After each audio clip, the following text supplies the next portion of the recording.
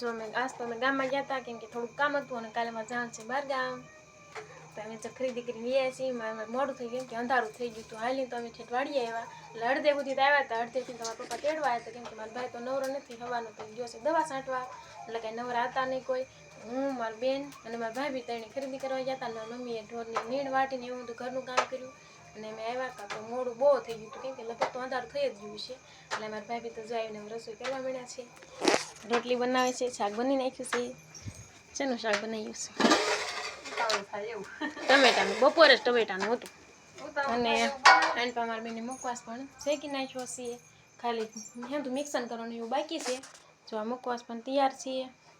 તો ખરીદી કરી એ હું તમને બતાવું હા ખરીદી કરી છે જો આ સાપુ લીધી છે આવડી આ બે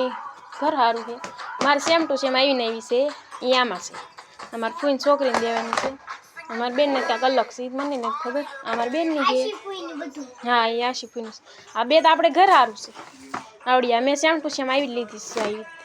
કઈ મસ્તીની મને તો બહુ ગમે એટલે મેં આવડિયા લીધી અને આ બે ઘર સારું લીધી છે પણ મેં એવી લીધી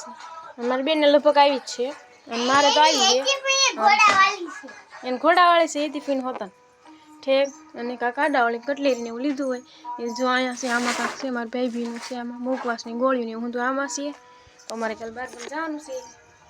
તો હવે યાર હા કાંઈ બાકી નથી હવે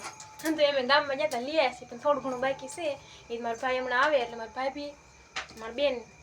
હું તો જાઉં બહુ નક્કી નથી મારા ભાઈ બી મારી બેન ને મારા ભાઈ ત્રણ જશે તો ગામમાં થોડુંક વસ્તુ લેવા જવાનું છે તો એ લઈને વી આવશે તો પછી કાંઈ હવે તમારે કંઈ ભૂલતા નથી ને હવે તો પછી કહી દીજો પછી રહી રહીને પછી એમ ન કહેતા કે તમે ભૂલી જાય એમ તમારો રોટલો બળી જશે